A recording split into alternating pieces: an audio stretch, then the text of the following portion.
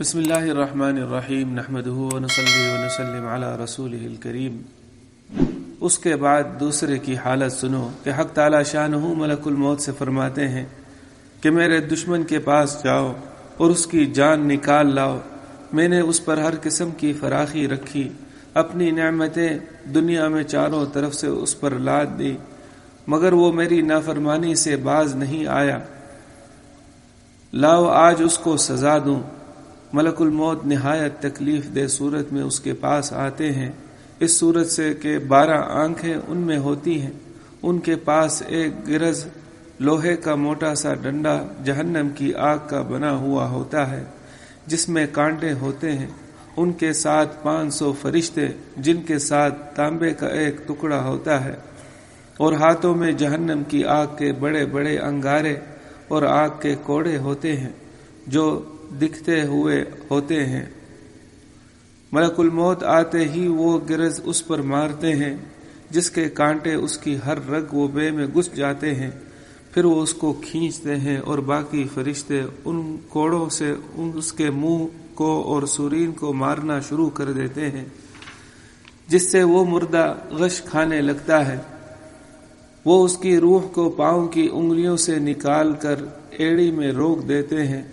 اور پٹائی کرتے رہتے ہیں، پھر ایڑی سے نکال کر گھٹنوں میں روک دیتے ہیں، پھر وہاں سے نکال کر پیٹ میں روک دیتے ہیں اور وہاں سے کھینچ کر سینے میں روک دیتے ہیں، اور جگہ جگہ اس لیے روکتے ہیں تاکہ دیر تک تکلیف پہنچائی جائے۔ پھر فرشتے اس تانبے کو اور جہنم کے انگاروں کو اس کی تھوڑی کے نیچے رکھ دیتے ہیں، اور ملک الموت علیہ السلام کہتے ہیں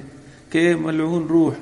نکل اور اس جہنم کی طرف چل جس کی صفت قرآن پاک سورہ واقعہ میں فی سموم و حمیم ہے، جس کا ترجمہ یہ ہے کہ وہ لوگ آگ میں اور کھولتے ہوئے پانی میں اور سیاہ دھوؤں کے سائے میں ہوں گے، جو نہ ٹھنڈا ہوگا نہ فرحت بخش ہوگا بلکہ نہایت تکلیف دینے والا ہوگا۔ پھر جب اس کی روح بدن سے رخصت ہوتی ہے تو وہ بدن سے کہتی ہے کہ حق تعالی شانہ تجھے برا بدلہ دے،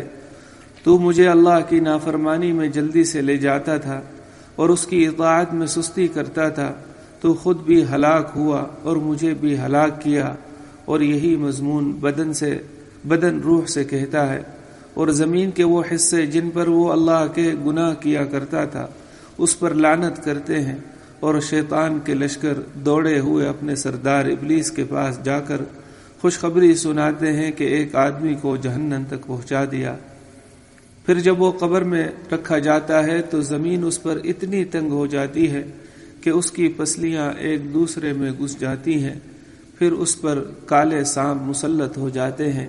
جو اس کی ناک اور پاؤں کے انگوٹھے سے کاٹنا شروع کرتے ہیں، یہاں تک کہ درمیان میں دونوں جانب کے سانپ آ کر مل جاتے ہیں۔ پھر اس کے پاس 2 فرشتے منکر نکیر جن کی حیت ابھی گزر چکی ہے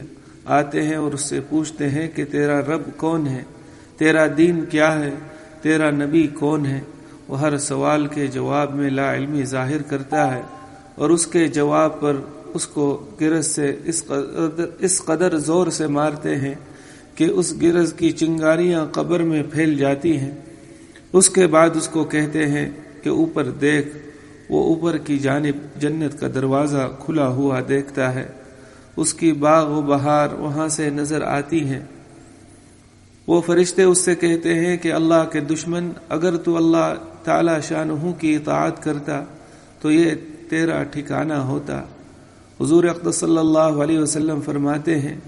کہ اس ذات کی قسم جس کے قبضے میں میری جان ہے کہ اس کو اس وقت ایسی حسرت ہوتی ہے کہ ایسی حسرت کبھی نہ ہوگی۔ پھر دوزخ کا دروازہ کھولا جاتا ہے اور وہ فرشتے کہتے ہیں کہ اللہ کے دشمن، اب تیرا یہ ٹھکانہ ہے،